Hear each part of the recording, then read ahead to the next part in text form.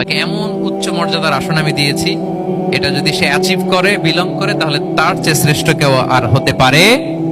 কিন্তু আল্লাহর দেয়া এই ক্যাপাসিটি গুলো, এই নেয়ামাগুলো যদি সে অ্যাকসেপ্ট না করে, সে যদি পশুত্বের পথে হাঁটে, সে যদি শয়তানের দেখানো পথে হাঁটে, তাহলে সে এত নিচে যাবে, অন্য কেউ আর এত নিচে যেতে পারে না। মানুষ যত নিচে যেতে পারে, ফেরেশতারাও অত নিচে যেতে পারবে না, জিন জাতীয় পারবে না, কোনো প্রাণীর পক্ষে যাওয়া সম্ভব না। তাহলে মানুষকে আল্লাহ তাআলা এমন সফিস্টিকেটেড ওয়েতে তৈরি করেছেন, চাইলে সে সবার উপরে যেতে পারে। আবার চাইলে আল্লাহর দেয়া নেয়ামতগুলোকে যদি সে ভিন্ন খাতে প্রবাহিত করে, সে সবচেয়ে নিকৃষ্ট হতে পারে।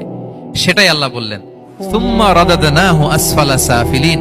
এরপরে তাকে আমি হীন থেকে হীনতর করেছি, নিচ থেকে আরো নিচে নিয়েছি।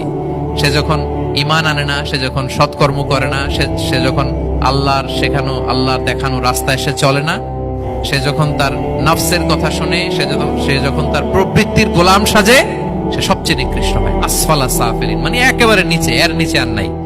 আল্লাহ বলেছেন ইন্নাল মুনাফিকিনা ফিদ দারকিল আসফালি মিনান নার। সেখানে আল্লাহ আসফাল বলেছেন। মুনাফিকরা জাহান্নামের একেবারে তলদেশে থাকবে।